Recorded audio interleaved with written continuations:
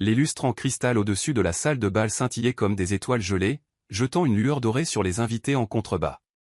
Chaque pas résonnait d'élégance. Sol en marbre poli, rideaux de velours, flûte de champagne tenue en équilibre dans des mains constellées de diamants. C'était le genre de soirée où les apparences n'étaient pas tout, elles étaient la seule chose.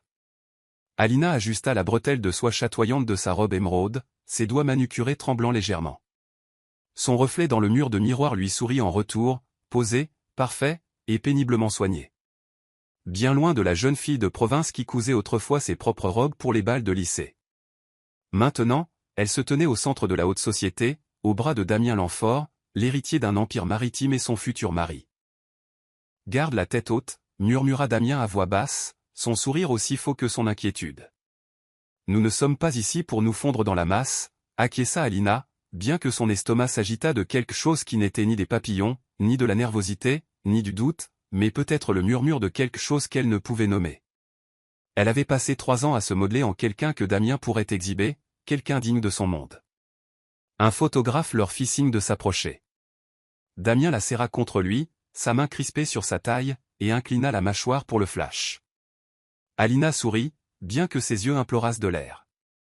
Alors qu'il s'éloignait de l'appareil photo, Alina se retourna et sentit une traction soudaine sur sa robe. Elle haleta. Un homme en bleu de travail, agenouillé pour polir le sol, avait frôlé l'ourlet de sa robe. Une légère tache, à peine visible, souillait le bord traînant de la soie. La pièce se figea. La musique vacilla. Les conversations se turent comme une vague se retirant avant la tempête. « Excusez-moi », murmura Alina, la voix tendue, les joues en feu. Le concierge se releva lentement. Il était jeune, la trentaine peut-être, mais usé.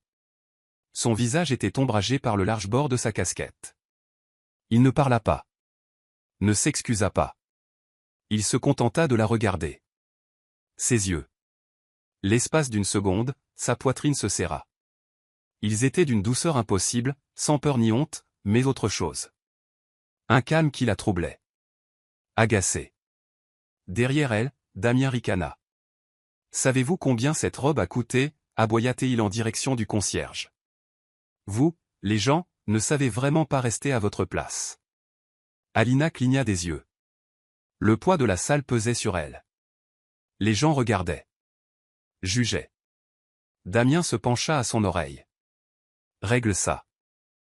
Ou ils te croiront faible. » Et c'est ainsi que, contre tout ce qui en elle criait non, Alina leva la main et gifla le concierge en pleine joue. Un hoquet de stupeur parcourut la foule. Le son résonna plus fort que la trompette du groupe de jazz. Le concierge ne scia pas. Il tourna simplement son visage vers elle, la joue rouge, la mâchoire raide, et la fixa. Le silence entre eux s'étira. La poitrine d'Alina se soulevait, comme si un orage y était piégé. Que avait-elle fait?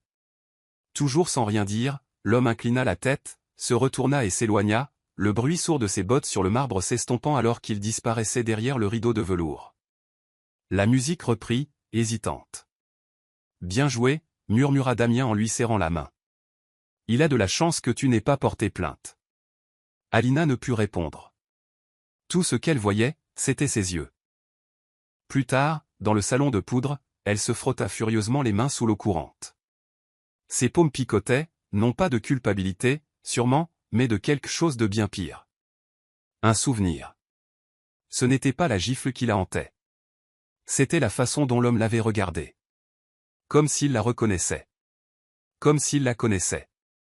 Elle fouilla dans son esprit et tomba sur un moment d'il y a des années, une nuit froide, un inconnu avec une paume en sang devant une station-service. Elle lui avait tendu son écharpe. Il avait souri, les yeux doux, sans rien dire. Était-ce lui? Non. C'était il y a une éternité. À l'époque où elle avait de la chaleur dans les os et de l'espoir dans le cœur. Avant de devenir l'ornement de Damien. Pourtant, le souvenir refusait de s'effacer.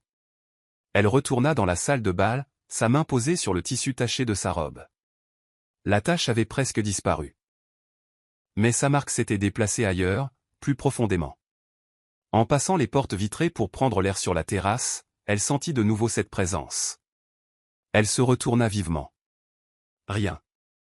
Mais de l'autre côté de la pelouse, près de la grille en fer brillant sous le clair de lune, une grande silhouette se tenait là, observant. Le concierge. Sauf que maintenant, il ne nettoyait pas. Il n'était pas en uniforme. Juste là. Droit. Immobile. Comme si l'endroit lui appartenait. Leurs regards se croisèrent un instant, le souffle coupé. Puis, sans un mot, il se retourna et disparut dans l'obscurité. Le lendemain du gala, le soleil inondait les fenêtres du Penthouse, mais la lumière dorée ne faisait rien pour dégeler le froid dans la poitrine d'Alina. Elle était assise à la table du petit-déjeuner dans l'appartement de Damien, fixant une tasse d'espresso intacte. En face d'elle, Damien faisait défiler son téléphone, riant sous cape.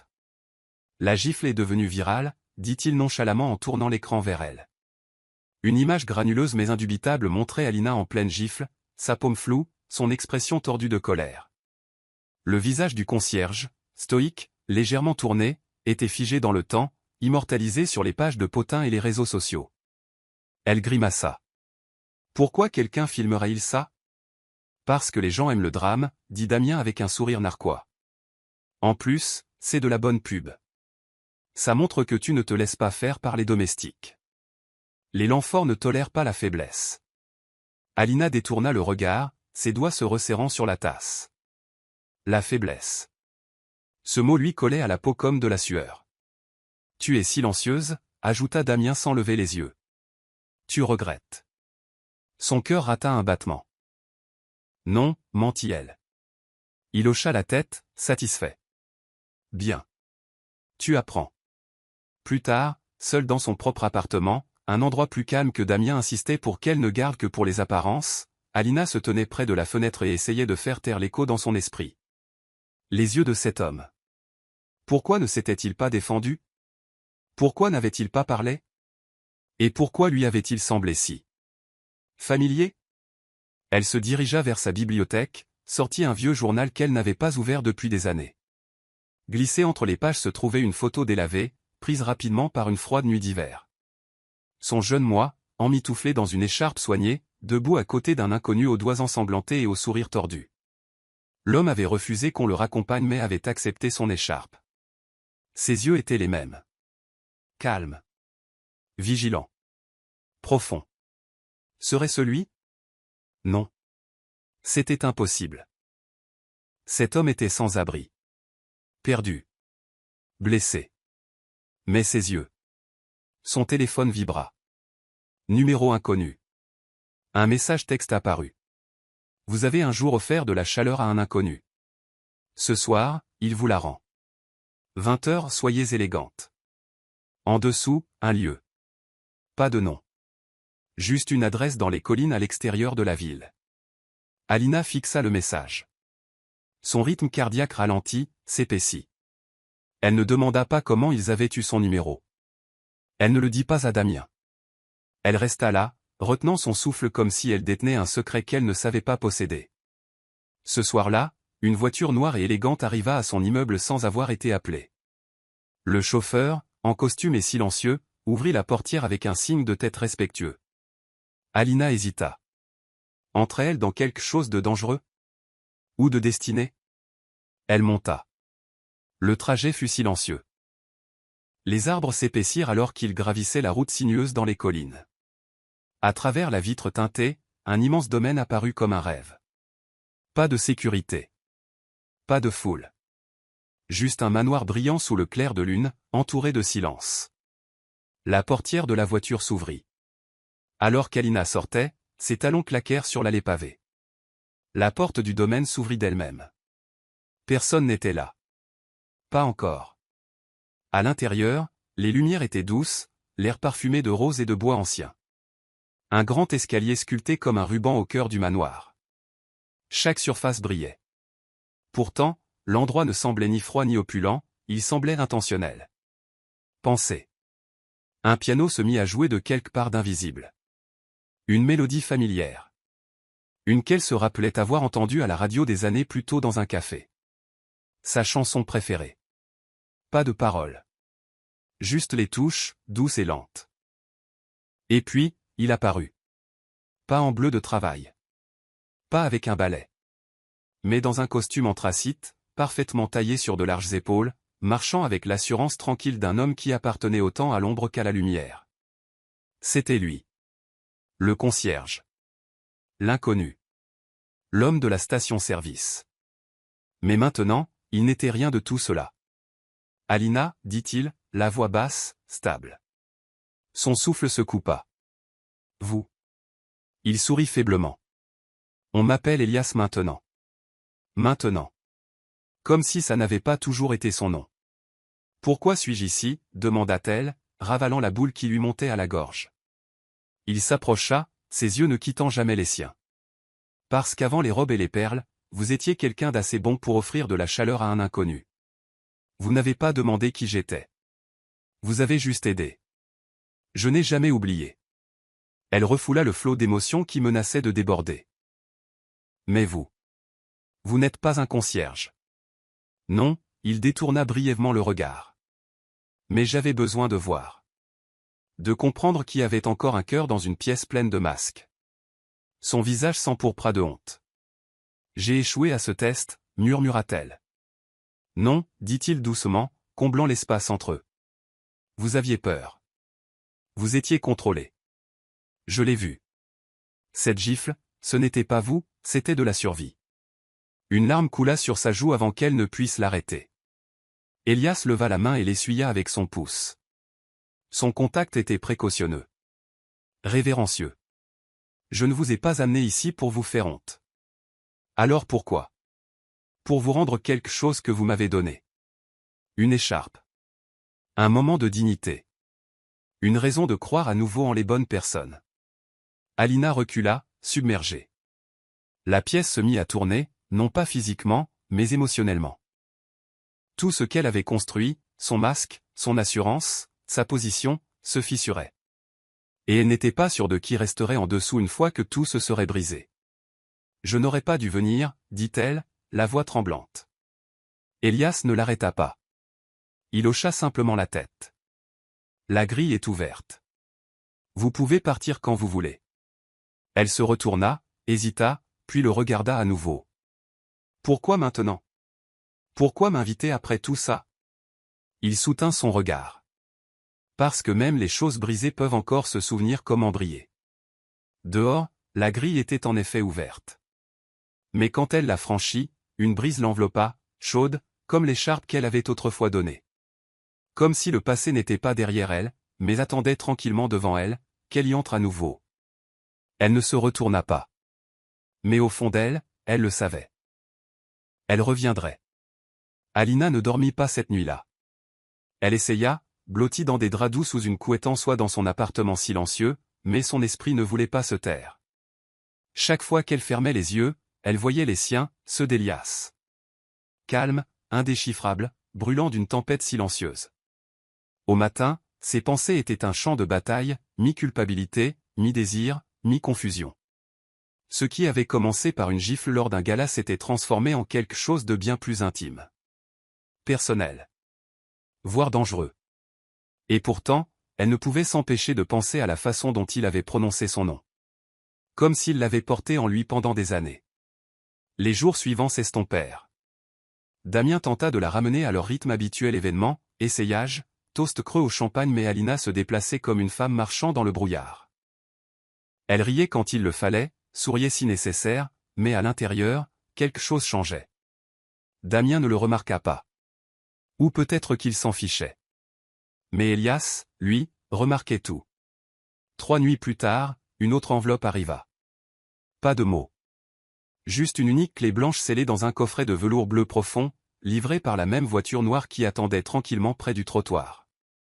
Cette fois, Alina n'hésita pas. Le manoir se dressait silencieux sous la lumière des étoiles alors qu'elle approchait. Il était plus beau qu'elle ne s'en souvenait, moins une maison qu'un souvenir devenu réalité. La grille en fer grinça et s'ouvrit avant même qu'elle ne l'atteigne. À l'intérieur, tout chatoyait d'intention. Pas d'invité, pas de bruit. Juste une lumière dorée, une faible musique classique, et un calme impossible qui s'installa dans sa poitrine. Elias attendait dans le hall principal. Il ne portait pas de cravate ce soir, seulement une chemise sombre déboutonnée au col. Détendu. Royal. Sa présence emplissait la pièce comme une musique. Vous êtes revenu, dit-il simplement. Le souffle d'Alina se coupa. Vous avez laissé la grille ouverte. Un petit sourire se dessina sur ses lèvres. Vous vous en êtes souvenu. Elle s'approcha, incertaine de ce qu'elle faisait, sachant seulement que ses pieds ne pouvaient s'empêcher d'avancer vers lui. Je ne vous comprends pas, dit-elle en scrutant son visage. Vous me punissez? Vous me testez? Qu'est-ce que c'est que tout ça? Il inclina légèrement la tête. Qu'est-ce que vous voulez que ce soit? Je ne sais pas, sa voix se brisa. Mais j'ai l'impression que c'est quelque chose de plus grand qu'une simple leçon. Elias l'étudia un long moment, puis lui fit un geste doux vers l'ailée. Marchez avec moi. Ils traversèrent des couloirs silencieux, emplis d'art et de silence. Des peintures à l'huile tapissaient les murs, certaines grandioses et royales, d'autres intimes et pleines de désir. Au bout du couloir, Elias s'arrêta devant une porte sculptée en chêne. Il l'ouvrit lentement. À l'intérieur se trouvait une pièce inondée d'une lumière matinale. De hautes fenêtres. Un piano à queue dans le coin. Mais ce qui attira le regard d'Alina fut la toile géante montée au centre. C'était une peinture. D'elle. Portant la même écharpe qu'elle avait autrefois enroulée autour des mains ensanglantées d'un inconnu. Une seule larme scintillait au coin de l'œil de l'Alina peinte. L'arrière-plan était gris cendré, mais son visage brillait comme l'aube. Elle haleta. C'est vous qui avez peint ça? Il hocha la tête une fois. De mémoire. Ses genoux fléchirent légèrement, mais elle resta debout, les mains tremblantes. Pourquoi? Pourquoi moi? Elias se tourna enfin vers elle, et sa voix tomba à un murmure destiné uniquement à ses oreilles. Parce que le monde ne m'a rien donné quand j'avais besoin de quelqu'un. Et vous m'avez donné de la gentillesse alors que vous n'en aviez pas à revendre. J'étais invisible. Vous m'avez vu. Alina fixa la peinture, puis l'homme à côté d'elle. Quelque chose de chaud et de douloureux éclata dans sa poitrine, un mélange de honte, d'admiration, et de quelque chose de terriblement proche du désir. Je ne sais plus qui je suis, murmura-t-elle. J'étais cette fille sur le tableau. Maintenant, je suis une ombre. Elias s'avança, comblant le dernier centimètre entre eux. Vous pouvez encore être elle, murmura-t-il. Elle n'est pas partie. Juste cachée. Ses doigts effleurèrent une mèche de cheveux derrière son oreille. Elle ne se recula pas. Mais elle demanda doucement, faites-vous cela pour que je me sente petite? Sa main retomba. Non, dit-il. Je fais cela pour vous rappeler que vous avez toujours été plus. Ils restèrent là en silence. Un silence ni gênant, ni lourd. Juste plein. Elias se dirigea vers le piano et s'assit, jouant un accord doux. La mélodie qu'elle avait entendue la première nuit revint, lente, mélancolique, familière. Les notes l'enveloppèrent comme de la soie. Elle regarda ses mains bouger, confiante, gracieuse. Vous jouez magnifiquement, dit-elle, la voix comme du verre. J'ai appris au coin des rues, répondit-il, sans jamais lever les yeux. J'ai joué pour quelques pièces. Pour la paix. Parfois juste pour survivre. Elle s'approcha. Avez-vous survécu? Il s'arrêta, les mains posées sur les touches. Jusqu'à ce que je vous revoie. Je n'en étais pas sûr. Leurs regards se croisèrent. Pas de mots.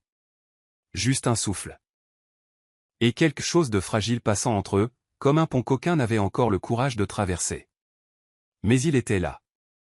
Et il était réel. Alors que la musique s'éteignait, Elias se leva. Je veux vous montrer autre chose, dit-il. Ils retournèrent dans le grand hall. Au fond, des portes massives s'ouvraient sur une terrasse surplombant le jardin. Des bougies vacillaient le long de la balustrade en pierre. L'air était chaud, la nuit parfumée de jasmin. Alina marcha lentement, ses talons claquant sur la pierre, le cœur battant la chamade. Au bord, Elias s'arrêta. Le vent brossait doucement sa chemise contre sa poitrine. Il y a une dernière chose, dit-il en se tournant vers elle. Une dernière vérité. Elle leva les yeux vers lui, les yeux grands ouverts. Je ne vous ai pas invité ici pour exposer votre honte, dit-il. Je vous ai amené ici, parce que vous étiez toujours destiné à être ici. Son souffle se coupa. Qu'est-ce que ça veut dire? Il se tourna lentement et fit un geste vers les grilles en contrebas. Parce que la première personne qui a franchi ces grilles avec un cœur en qui j'avais confiance, c'était vous. Et puis, sans attendre, il descendit les marches, s'approcha de la grille et la déverrouilla lui-même. Alors qu'elle s'ouvrait avec un clic, il se retourna pour lui faire face et dit : « C'est votre maison, Alina. Si vous le voulez. » Alina resta figée en haut des marches, le vent taquinant sa robe tandis qu'Elias tenait la grille du manoir ouverte en contrebas. Le geste aurait dû paraître symbolique, voire théâtral, mais ce n'était pas le cas. Il semblait réel. Sacré. Une invitation non seulement à une maison, mais à une version d'elle-même qu'elle avait abandonnée des années auparavant. Sa main se crispa sur la rampe en fer forgé, le cœur battant. Elle pouvait repartir, prétendre que rien de tout cela n'avait de sens. Mais elle savait au fond d'elle que cela signifiait tout. Et donc, lentement, elle descendit les marches. Le temps qu'elle l'atteigne, Elias s'était écarté, laissant la grille grande ouverte entre eux. Ses yeux, toujours si calmes, brillaient maintenant d'une intensité tranquille. « C'est vous qui avez construit cet endroit ?» demanda-t-elle, la voix douce. Il hocha la tête. Chaque centimètre. Elle regarda les vastes jardins au-delà, les sentiers sinueux éclairés de lanternes, la symétrie silencieuse d'une richesse arrangée avec intention. Pourquoi ? Il marqua une pause. Pour rendre quelque chose. Au monde qui m'avait autrefois tourné le dos. Elle étudia son visage. Alors pourquoi prétendre être un concierge ? Parce que quand on est au sommet, on ne voit plus le sol. Sa voix était douce, mais lourde de vérité. Et j'avais besoin de savoir qui me verrait sans le pouvoir. Sans le domaine. Sans le costume. Alina déglutit. Et qu'avez-vous vu cette nuit-là, quand je vous ai giflé ? Ses yeux ne faiblirent pas, j'ai vu quelqu'un de perdu dans une vie qui ne lui appartient pas, sa gorge se serra. Vous pensez que je fais semblant. Je pense que vous survivez. Les mots la touchèrent plus profondément qu'elle ne s'y attendait. Elle détourna le visage, clignant rapidement des yeux. Vous ne savez pas ce que c'est de vivre dans le monde de Damien. C'est suffocant. Si je ne respecte pas les règles, je perds tout. Elias fit un pas de plus. Peut-être que ce n'est pas une si grande perte. Sa mâchoire se crispa. Facile à dire pour vous. Vous avez le pouvoir. L'argent. Le contrôle. Je ne l'ai pas toujours eu, dit-il. J'ai mangé dans les poubelles, dormi sur des bancs. Je me suis senti oublié. Mais même dans cette obscurité, je n'ai jamais laissé personne d'autre définir ma valeur. Alina leva de nouveau les yeux vers lui, et dans son regard, elle ne vit aucun jugement. Seulement de l'empathie. Seulement de l'attention. Il la reconduisit à l'intérieur, mais pas par les grands halls. Cette fois, par un couloir privé, plus calme, plus chaleureux. Au bout se trouvait une pièce différente des autres, confortable, avec des bibliothèques, des fauteuils en cuir, et un feu crépitant dans une cheminée en pierre. Sur le manteau de la cheminée reposait une petite photo dans un simple cadre en bois. Alina s'approcha et la prit. C'était elle. D'il y a des années. Un cliché flou de cette nuit devant la station-service. Elle riait, brandissant une écharpe en laine aux bords effilochés. Vous avez gardé ça. Elias hocha la tête. Ça me rappelait que le bien existe. Sa main tremblait. J'avais 19 ans. Fauché. Perdu. Je ne connaissais même pas votre nom. Je n'avais pas de nom qui vaille la peine d'être donné à l'époque. Elle reposa le cadre avec précaution, comme s'il pouvait se briser sous le poids du souvenir. J'ai pensé à cette nuit, admit-elle. Tellement de fois. Je n'ai jamais imaginé que ça signifiait quoi que ce soit pour vous. Ça signifiait tout. Un silence s'installa entre eux. Mais il n'était pas vide, il était suspendu à quelque chose qui montait, quelque chose de fragile et de magnétique. Il s'approcha d'elle, lentement. « Regrettez-vous d'être venu ici ce soir ?» demanda-t-il. « Non. »« Souhaitez-vous que je ne vous ai pas montré qui je suis ?» ?»« Non. » Son regard tomba brièvement sur ses lèvres, puis revint à ses yeux. « Me voyez-vous toujours comme un concierge ?» Son souffle se coinça. « Non, » murmura-t-elle.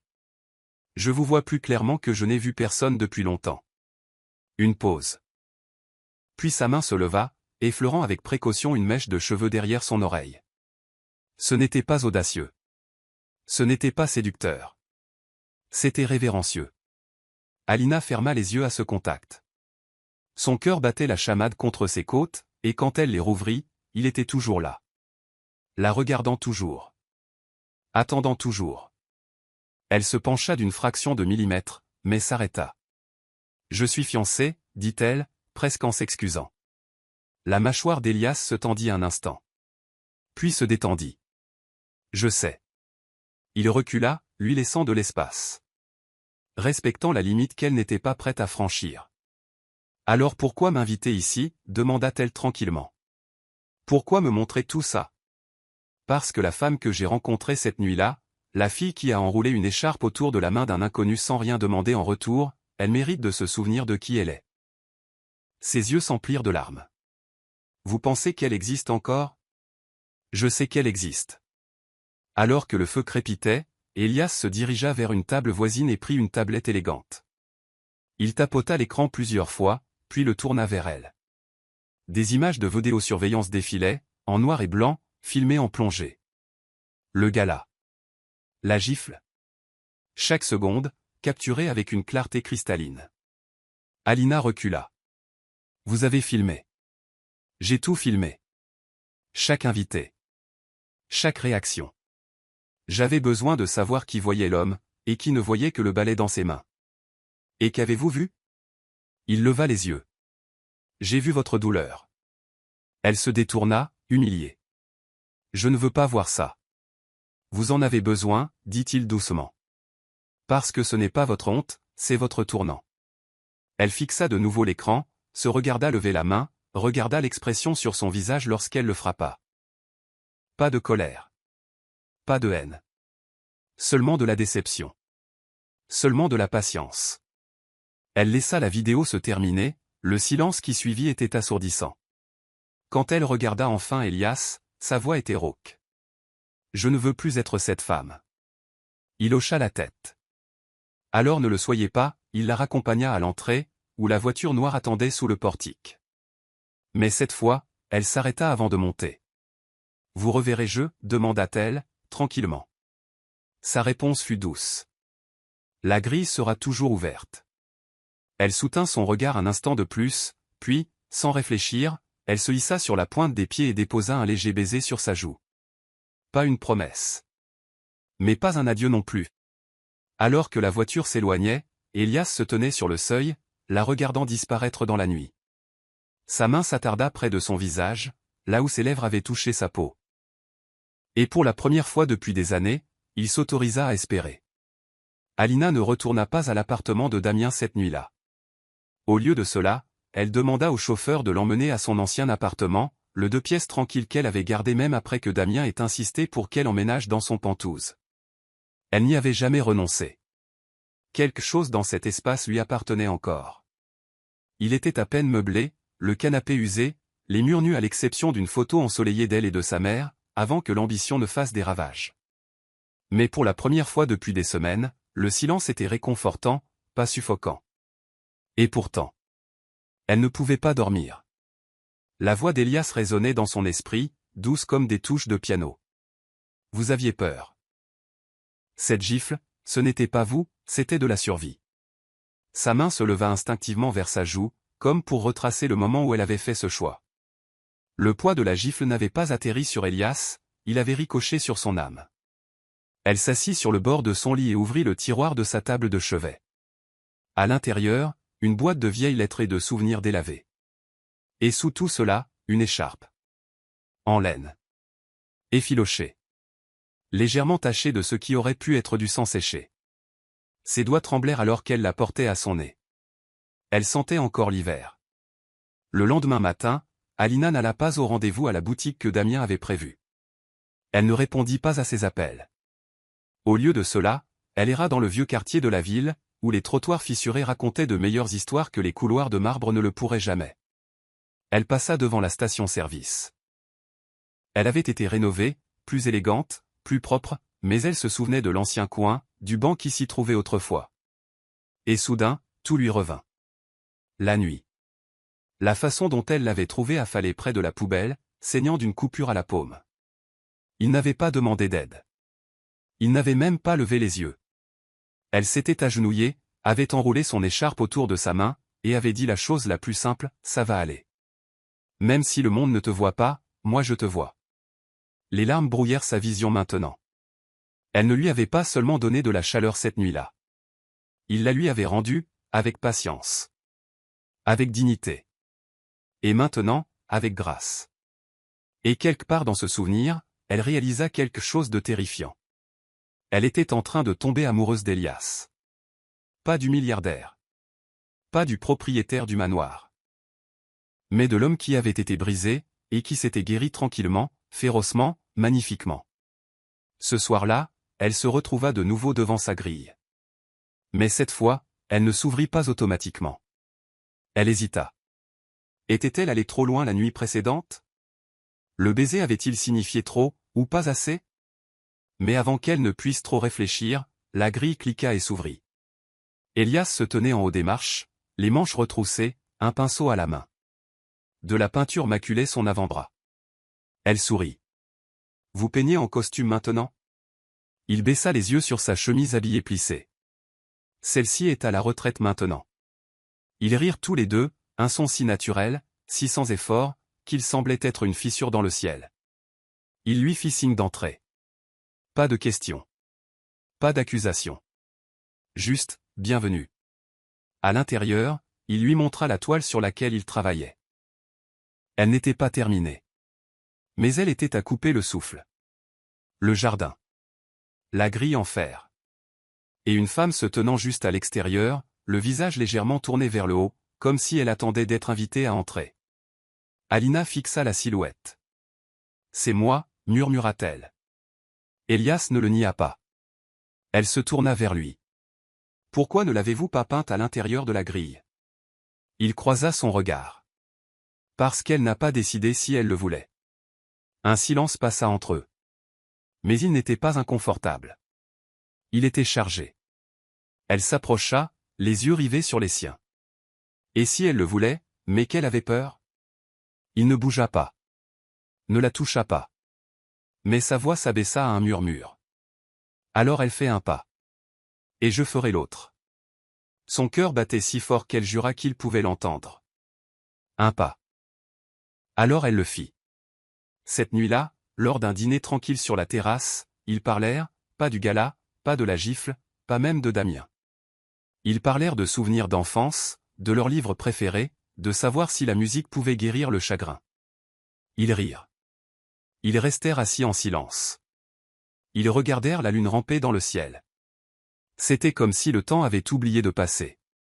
Et alors que l'horloge approchait de minuit, Elias se leva et lui tendit la main. « Dansez avec moi, dit-il. » Il n'y avait pas de musique. Mais Alina se leva et plaça sa main dans la sienne, le laissant la serrer contre lui sous les étoiles. Leur corps bougeait lentement, se balançant au rythme de rien d'autre que leur propre battement de cœur. « J'ai rêvé de ça, » murmura-t-elle contre sa poitrine. « Mais je n'ai jamais pensé que je le mériterais. » Il se pencha, ses lèvres effleurant juste au-dessus de sa tempe. « Vous méritez plus que ça. » Ses yeux se fermèrent. Et dans ce moment de calme, entouré de bougies et d'air nocturne, elle le crut. Mais toutes les nuits parfaites viennent avec des avertissements. Et celui-ci arriva sous la forme d'un téléphone vibrant dans son sac à main. Elle l'ignora. Il sonna de nouveau. Et encore. Elias se recula. « Vous devriez regarder. » À contre-cœur, elle le sortit. 13 appels manqués, Damien. Un nouveau message apparut. « Où diable es-tu? Tu ferais mieux de ne pas être avec lui. Il faut qu'on parle. Maintenant. » Le sang d'Alina se glaça. L'expression d'Elias changea, subtilement mais nettement. « Il sait. » Elle secoua la tête. « Je ne lui ai jamais dit. Mais peut-être que quelqu'un nous a vus. » Il hocha la tête une fois. « Vous n'êtes pas obligé de retourner vers lui, Alina. »« Je sais, » murmura-t-elle. « Mais si je ne mets pas fin à ça de la bonne manière, il me ruinera. » La mâchoire d'Elias se crispa, mais il ne dit rien. Il posa simplement sa main sur son épaule et la serra doucement. « Alors faites-le à votre manière. Mais sachez-le, quand vous serez prête. J'attendrai de l'autre côté de la grille. » Elle retourna en ville cette nuit-là, non pas en femme vaincue, mais en femme qui décidait. Le lendemain, elle mettrait fin à ses fiançailles. Et elle ne serait plus celle qui était enchaînée. L'air matinal de la ville était vif, mais Alina se sentait étrangement calme en sortant de l'ascenseur pour entrer dans le Penthouse de Damien. Pour la première fois depuis des semaines, ses talons ne claquaient pas avec incertitude. Son dos ne se courbait pas sous le poids invisible de la comédie. Aujourd'hui, elle n'allait pas jouer un rôle. Aujourd'hui, elle allait reprendre sa voix. Le portier l'avait prévenu. Damien était d'humeur massacrante. Son assistante avait murmuré qu'il n'avait pas dormi. Et en entrant dans le salon, elle comprit pourquoi. Damien se tenait au bar, un verre à la main, la chemise à moitié boutonnée, la cravate pendant comme un nœud coulant autour de son cou. Ses yeux se posèrent sur elle dès qu'elle entra. « Tu as enfin décidé de te montrer. » Alina ne broncha pas, « Je suis venue pour parler. » « Parler ?» Il rit, un rire amer et strident. « Parler de quoi ? » ?»« De la façon dont tu t'es faufilé avec ce concierge. » Elle soutint son regard sans ciller. « Il s'appelle Elias. Et ce n'est pas un concierge. »« Oh, c'est vrai, » lança Damien. « C'est un mystérieux millionnaire maintenant, n'est-ce pas ? Il nettoie les sols une semaine, possède des manoirs la suivante. C'est quoi, ton idée de la rébellion ? » Alina s'avança dans la pièce. « Ce n'est pas de la rébellion. C'est de la clarté. » Damien claqua le verre sur le comptoir, des éclats crissant sous sa paume. « N'ose pas jouer la victime maintenant. C'est moi qui t'ai façonné. Tu ne porterais pas ces talons, ce sac, tu ne vivrais pas cette vie sans moi. » « Je sais, » dit-elle calmement. « Et c'est ça le problème. » Il cligna des yeux. Elle fit un pas de plus, la voix stable. « Tu ne m'aimais pas, Damien. Tu m'as habillé. Tu m'as décoré. Tu m'as utilisé pour correspondre à ton idée de la femme parfaite. Mais tu ne m'as jamais demandé qui j'étais en dessous. » Le visage de Damien se durcit. « Et lui, il l'a fait ? » « Oui, » dit-elle simplement. « Il m'a vu avant les robes. Avant le glamour. Avant les cages. » Une pause. Puis la voix de Damien tomba à un murmure menaçant. « Tu crois que le monde t'accueillera sans moi ? Tu crois qu'il restera une fois que les projecteurs se seront éteints ? Je n'ai pas besoin de ton monde, répondit-elle.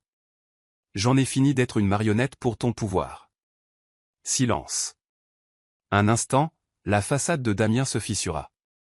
Juste un éclair. Et puis, il rit.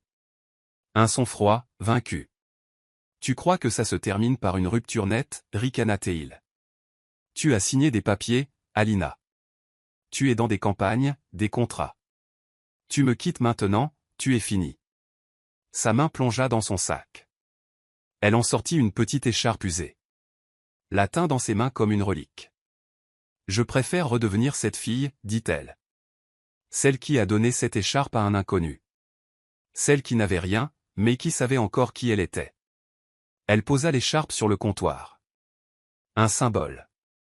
Un dernier adieu. Et sur ce, elle se retourna et sortit. Pas rapidement.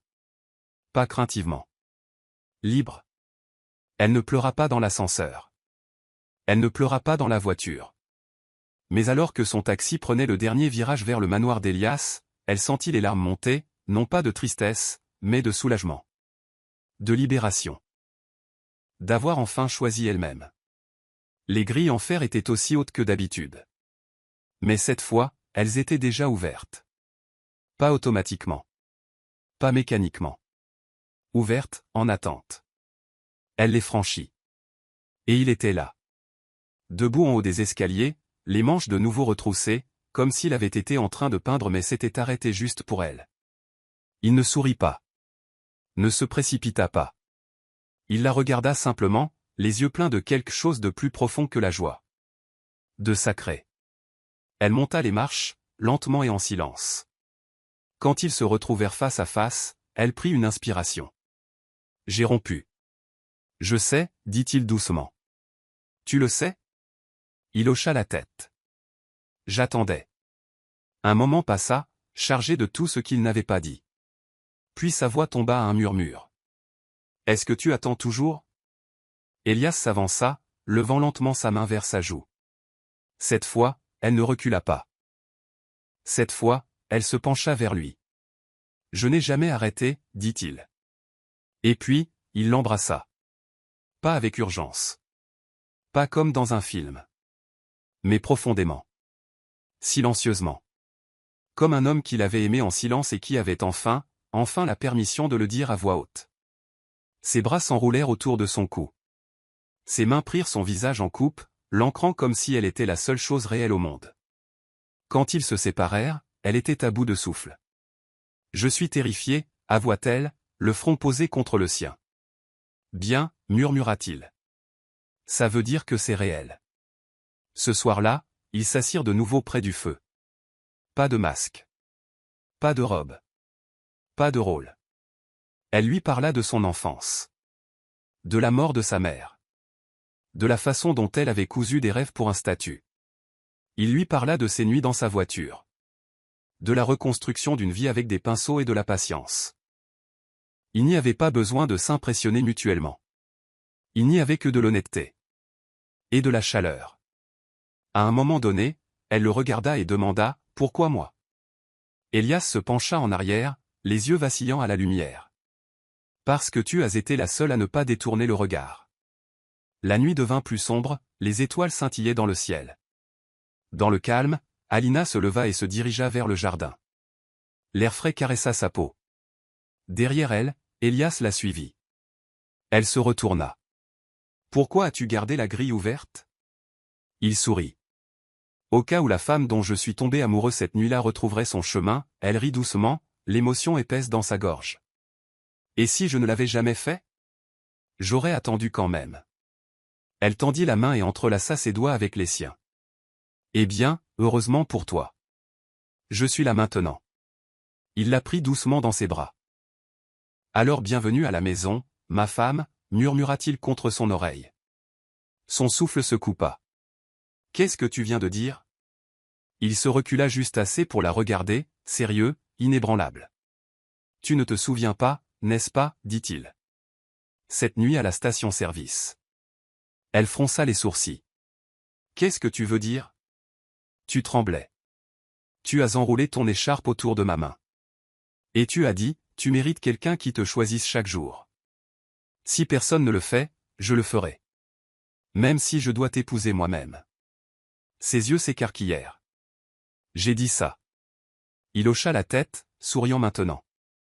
Tu essayais de me faire rire. Tu étais fatigué. Tu avais froid. Mais c'était la plus gentille demande en mariage que j'ai jamais reçue. Elle laissa échapper un rire, mi-larme, mi-hoquet. Je plaisantais. Pas moi, dit-il. Et elle réalisa que, elle non plus, elle ne plaisantait plus. Le soleil se leva paresseusement sur le manoir, projetant des rayons dorés à travers les immenses fenêtres de la chambre d'Elias. Alina était allongée sous les draps de lin, les yeux s'ouvrant en papillotant, le cœur plein d'une manière qu'elle n'avait pas ressentie depuis des années. Non pas de perfection, mais de paix. À côté d'elle, Elias était déjà réveillé, appuyé sur un coude, ses yeux l'étudiant tranquillement comme si elle était une peinture vivante qu'il n'était pas près de cesser d'admirer. « Tu me regardais dormir, murmura-t-elle, souriant à moitié. Seulement depuis une heure, la taquina Théil, la voix chaude du matin. Elle rit, et le soleil dansa dans la pièce. Leurs doigts se trouvèrent sous les draps, et aucun ne bougea pour parler à nouveau. Il n'y avait pas besoin de remplir le silence. L'amour l'avait déjà fait. Mais la paix est une chose fragile quand le monde regarde. Une heure plus tard, Alina sortit sur le balcon avec une tasse de café et son téléphone. Les messages affluaient. 73 textos non lus. 5 appels manqués de son agent de relations publiques. Son cœur se serra à la dernière notification, tendance numéro 2 mondiale, Alina quitte Damien. Elle cliqua sur le lien. Tout y était. La gifle du gala. Les rumeurs sur le manoir. Des photos de paparazzi d'elle entrant par les grilles d'Elias. Le camp de Damien n'avait pas perdu de temps à monter sa version de l'histoire, Alina a trahi son fiancé pour un mystérieux chercheur d'or qui s'est fait passer pour un concierge pour la séduire. Il faisait passer Elias pour un escroc. Un arriviste. Un manipulateur. Sa mâchoire se crispa. Elle retourna à l'intérieur, et il était là. Elias se tenait près de la bibliothèque, lisant quelque chose, mais leva les yeux instantanément en voyant son visage. Qu'est-ce qui s'est passé? Ils s'en prennent à toi, dit-elle tranquillement. Et à moi. Mais surtout à toi. Il hocha lentement la tête, sans surprise. Laisse-moi deviner. La machine de presse de Damien. Et tout le monde y croit. Il posa le livre. Alors laissons-les faire. Alina cligna des yeux. Qu'est-ce que tu veux dire? J'ai vécu sans l'approbation du monde auparavant. Je n'en ai pas besoin maintenant. Il se dirigea vers elle. Mais ce que j'ai besoin de savoir, c'est, seras-tu à mes côtés quand la tempête frappera plus fort? Elle hésita. Non pas parce qu'elle doutait de lui. Mais parce qu'elle connaissait le jeu. Elle savait à quel point les gros titres pouvaient être cruels. Comment une femme amoureuse pouvait être tournée en ridicule. En traîtresse. En possession. Et elle savait aussi que Damien ne se laisserait pas faire sans bruit. Sa réponse vint dans un murmure. Oui. Elias la prit dans ses bras, ses lèvres effleurant ses cheveux. Alors que la tempête vienne. Le lendemain, la tempête arriva par vagues. Des caméras devant son appartement. Des articles avec des titres comme La trahison d'Alina, un milliardaire largué pour un concierge. Scandale au gala. Qui est vraiment Elias M? Ses anciens sponsors commencèrent à se retirer. Une marque de parfum la laissa tomber. Son agent exigea une déclaration. Tu dois faire une vidéo, aboya l'agent au téléphone. Maintenant. Pleure s'il le faut. Invoque une crise de la quarantaine. Dis qu'il t'a manipulé. N'importe quoi pour arranger ça. Alina fixa le téléphone comme s'il était devenu venimeux. Je ne mentirai pas, dit-elle. Alors tu es fini, Alina. Ta carrière. Elle raccrocha. Elias regardait depuis l'embrasure de la cuisine, une fierté tranquille dans ses yeux. Tu es libre maintenant, dit-il doucement. Elle rit amèrement. Ça n'en a pas l'air.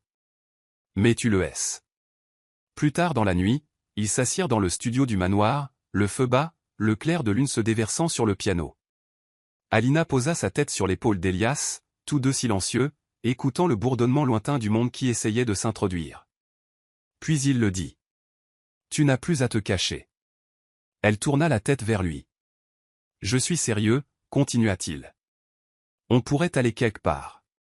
Disparaître. Recommencer. J'achèterai une petite maison sur la côte. Tu pourrais recommencer à écrire. Je peindrai. Pas de caméra. Pas de passé. Elle sourit, touchée par l'offre. Mais secoua lentement la tête. Non. Ce n'est pas moi. Plus maintenant. Je ne veux pas me cacher. Elle se leva et regarda par la fenêtre, sa voix se renforçant.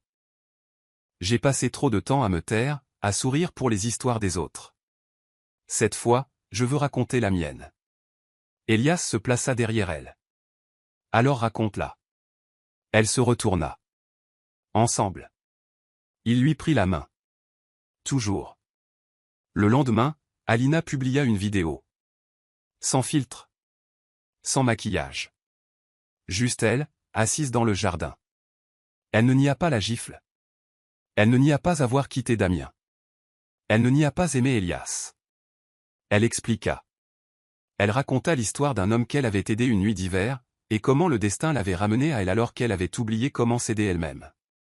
Elle parla de manipulation, de masque, de la redécouverte de la fille qu'elle était. Et enfin, elle parla d'amour. Pas le genre qui est bruyant et brillant. Mais le genre qui attend. Qui écoute. Qui croit. La vidéo devint virale en quelques heures. Mais cette fois, le vent tourna. Des milliers de commentaires affluèrent. C'est la chose la plus authentique que j'ai vue de toute l'année. Enfin une femme qui choisit l'amour plutôt que le statut. Protéger Elias à tout prix. Elle n'est pas tombée. Elle s'est élevée. Elle regarda l'écran en silence, les larmes coulant librement. Elias vint derrière elle et la prit dans ses bras sans un mot. Plus tard dans la nuit, alors qu'ils se tenaient sur la terrasse, les lumières de la ville scintillant en contrebas, Alina prit sa main. J'avais peur de tout perdre, dit-elle. Maintenant, je réalise. Je n'avais besoin que d'une chose. Il se tourna vers elle. Toi, murmura-t-elle. J'avais juste besoin de toi. Et pour la première fois depuis cette gifle fatidique. Elle n'avait pas honte. Elle n'avait pas peur. Elle était chez elle. Le lendemain de la diffusion virale de sa vidéo, Alina se réveilla sous la lumière du soleil qui filtrait à travers les rideaux de lin de la chambre d'amis d'Elias. Elle s'habituait encore au silence du manoir, à l'absence de téléphone qui sonne, d'assistants qui crient ou de la voix sèche de Damien commandant sa journée. Ici, il n'y avait pas d'attente. Seulement le souffle. Et le choix. Elle s'enveloppa dans un peignoir et marcha pieds nus dans les couloirs de marbre, trouvant Elias déjà réveillé dans le jardin, taillant une grappe de jasmin près de la fontaine. Il leva les yeux au bruit de ses pas. « Bonjour », dit-il avec un doux sourire. « Bonjour », répondit-elle, se penchant pour l'embrasser sur la joue. « Tu te lèves toujours si tôt. » Il haussa les épaules. « Vieille habitude. La rue ne te laisse pas faire la grasse matinée. » Elle l'observa un instant, puis inclina la tête. « Je peux revoir l'atelier de peinture ?» Il marqua une légère pause. Puis hocha la tête. « Bien sûr. » Mais il y avait quelque chose, à peine un éclair, dans ses yeux. Quelque chose qu'il ne disait pas. Le studio était exactement comme elle s'en souvenait, une lumière douce entrant par les lucarnes, des toiles inachevées appuyées contre les murs, des pinceaux trempant dans des bocaux en verre. Elle se dirigea vers le coin, admirant la dernière œuvre en cours, une représentation vivide de la grille du manoir. Mais une autre peinture attira son attention. Elle était couverte. Un drap de lin blanc soigneusement drapé sur la toile, juste assez sombre pour la cacher. « C'est quoi celle-là » demanda-t-elle en s'approchant. Elias ne répondit pas immédiatement. Quand elle se retourna, son expression était indéchiffrable. « C'est personnel » dit-il finalement. Elle haussa un sourcil, taquine. « Elles sont toutes personnelles. » Il ne sourit pas, « Alina » dit-il tranquillement. « Il y a quelque chose que je ne t'ai pas dit. » La façon dont il le dit, mesuré, ferme, fit changer l'atmosphère de la pièce. Elle recula de la peinture.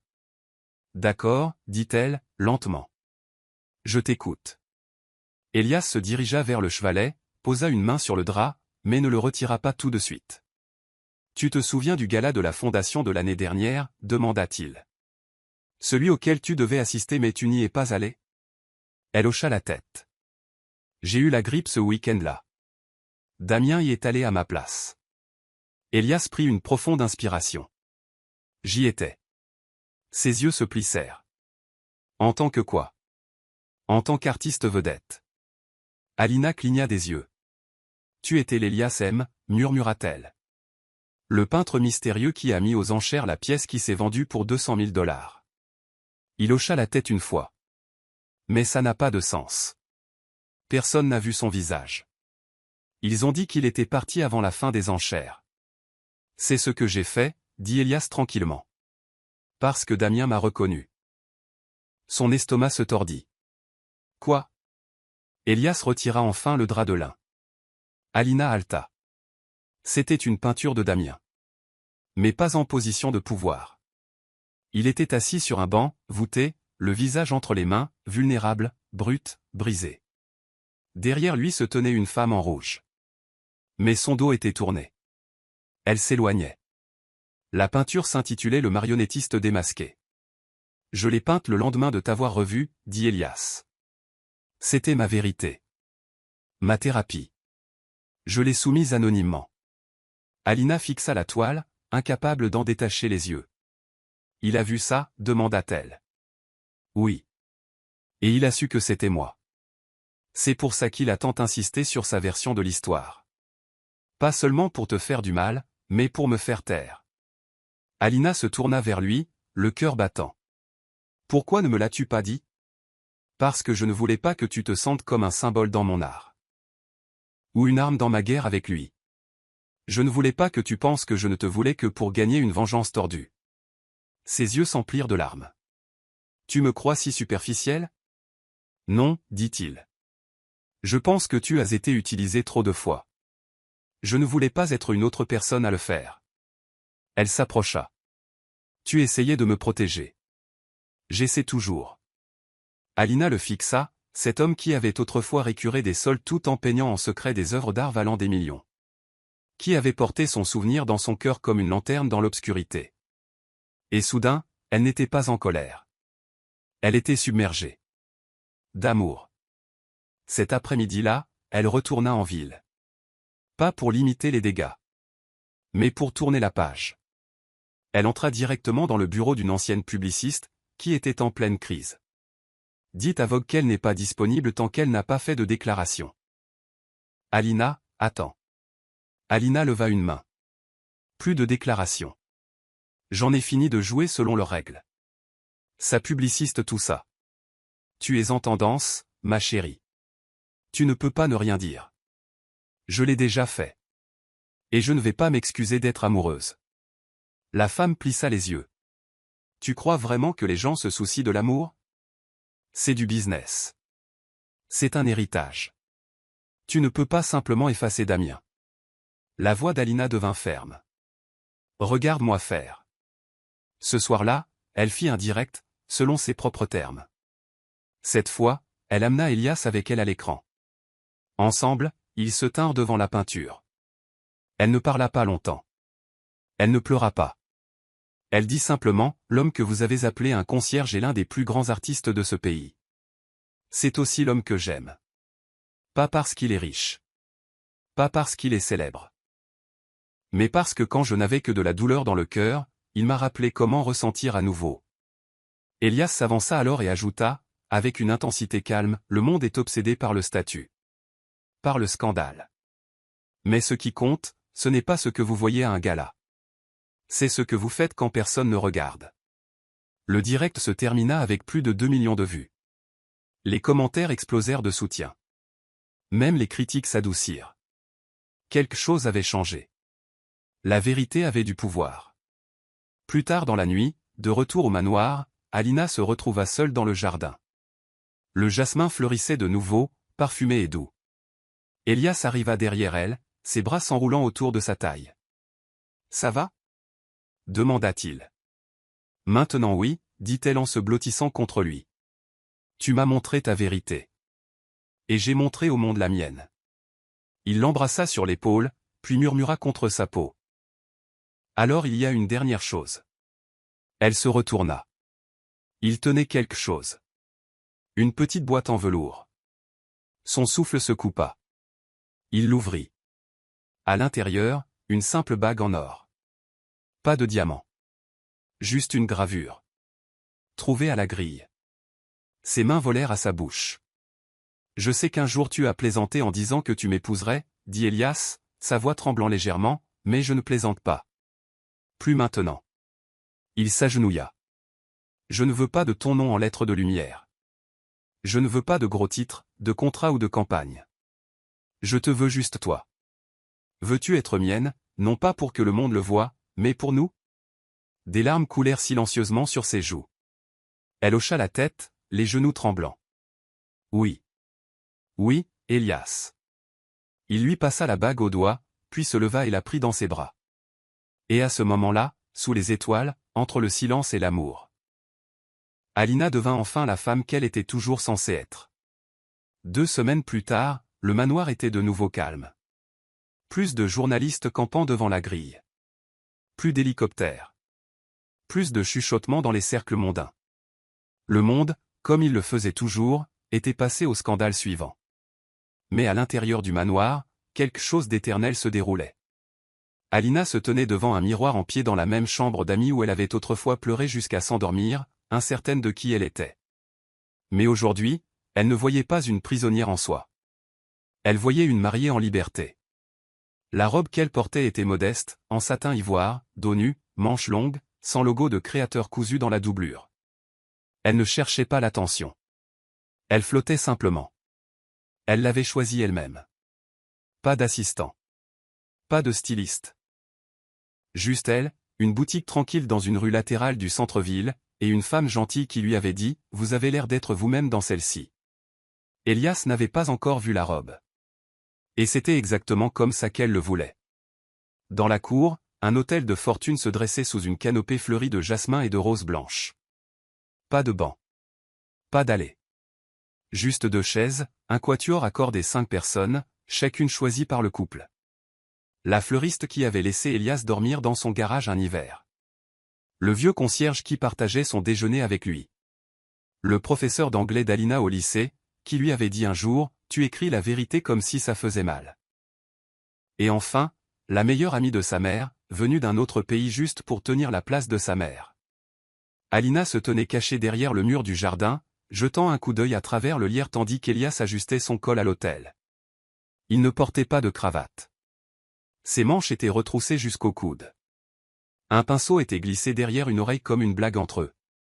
Il avait l'air terrifié. Et parfait. L'officiant s'éclaircit la gorge.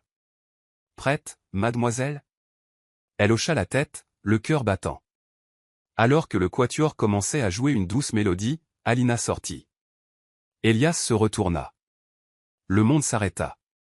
Et puis, il sourit. Pas le sourire d'un homme épousant un symbole. Mais celui d'un homme qui n'arrivait pas à croire que l'univers l'avait ramené à lui. Les vœux furent chuchotés, à peine audibles par-dessus le vent léger. Alina prit ses mains. « Tu m'as vu au pire de ma forme, et tu m'as aimé quand même. Pas pour celle que je prétendais être. Mais pour la femme que j'avais oublié que j'étais. Avec toi, je me souviens d'elle. Avec toi, je suis enfin moi. » La voix d'Elias se brisa. « J'ai passé des années à penser que l'amour était pour les autres. Que j'étais trop brisé. Trop tard. Mais tu es revenu, et tu m'as donné la seule chose que personne ne m'avait jamais donnée, une raison de rester. » L'officiant sourit, les yeux embués. « Alors, par le pouvoir qui m'a été conféré par ce couple seul, je vous déclare partenaire pour la vie. » Ils n'attendirent pas la permission. Ils s'embrassèrent, lentement et sûrement, tandis que des pétales tombaient comme des bénédictions autour d'eux. Après le départ des invités, Alina et Elias restèrent dans le jardin, pieds nus, leurs vêtements de cérémonie oubliés. Ils dansèrent sous les lampadaires, sa tête reposant contre sa poitrine. « Regrettes-tu de l'avoir fait de cette façon ?» demanda-t-il tranquillement. Pas de médias, pas d'invités, pas de gros titres. Elle sourit. Pas le moins du monde. C'est la première chose que j'ai faite juste pour moi. Il l'embrassa sur le front. Alors, et maintenant, Madame M. Elle rit. J'aime le son de ça. Plus tard cette semaine-là, ils reçurent un appel inattendu. Un musée d'art du centre-ville, auquel Elias avait soumis des œuvres 2 ans auparavant sans réponse, lui offrit une exposition solo. Pas seulement à cause de l'attention virale. Mais parce que quelqu'un avait anonymement fait don du marionnettiste démasqué à leur collection permanente avec une seule note, le pouvoir est bruyant. Mais la vérité résonne plus longtemps. Elias accepta. Mais à une seule condition, la poésie d'Alina serait imprimée à côté de chacune de ses œuvres. La soirée d'ouverture de l'exposition fut intime mais radieuse. Les gens ne vinrent pas pour regarder bouche bée. Ils vinrent pour ressentir. Chaque peinture, audacieuse, obsédante, brute, était associée au vers manuscrit d'Alina. Une toile représentait Elias enfant dormant dans une station de métro. Ces mots disaient, certains enfants naissent avec des rêves. D'autres dorment dessus, tranquillement, jusqu'à ce que quelqu'un ose les voir. Une autre montrait une femme en robe dorée, pleurant seule dans une boîte de verre. Son poème, ils ont applaudi ma beauté, mais personne n'a demandé pourquoi je ne dansais jamais. Au centre de la pièce se trouvait l'œuvre finale. Une grille, grande ouverte, la lumière du soleil se déversant à travers. 2 silhouettes entrant, main dans la main. Le carton en dessous indiquait, la robe qu'elle a choisie elle-même. Par Elias M. et Alina Ray. La foule resta devant pendant près d'1 heure. Plus tard, alors qu'il quittait la galerie par la porte de derrière, sans paparazzi ni entourage, Alina se pencha vers lui et murmura. « Tu sais. Je pensais devoir devenir quelqu'un d'autre pour être aimé. » Elias s'arrêta, se tournant pour lui faire face. « Et maintenant ? » « Maintenant, je sais, dit-elle, les yeux brillants, que le véritable amour ne te demande pas de changer. Il te rappelle qui tu es. » Il sourit. Puis la souleva dans ses bras sans prévenir. Elle poussa un cri, en riant. « Qu'est-ce que tu fais ? » « Je porte ma femme à travers une autre grille, dit-il.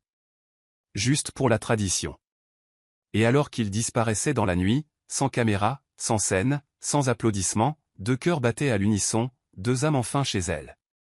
Pas un conte de fées. Juste la vérité.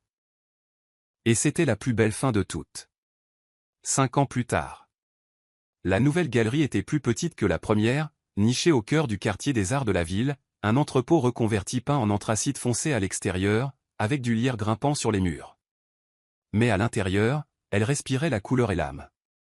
Une plaque de bronze à l'entrée indiquait « La Fondation Elias et Alina pour les avenirs créatifs ». Parce que la vérité mérite un espace pour s'épanouir. Alina descendait le couloir avec une fillette de 3 ans agrippée à ses jambes, riant aux éclats. « Maman, maman. Regarde. C'est moi. » Elle montra du doigt un croquis d'enfant sur le mur, un portrait au crayon désordonné mais fier d'elle-même avec des yeux immenses et un arc-en-ciel au-dessus de sa tête. « Oui, mon bébé. C'est bien toi, » dit Alina en la prenant dans ses bras. De l'atelier, Elias était agenouillé à côté d'un groupe d'adolescents peignant une fresque murale communautaire. Il portait la même vieille chemise en jean avec des éclaboussures de peinture d'une centaine de toiles, les manches retroussées, les yeux pétillants. Il leva les yeux et sourit en les voyant. « Salut, les filles, dit-il en s'essuyant les mains sur un chiffon. Leur fille se tortilla dans les bras d'Alina.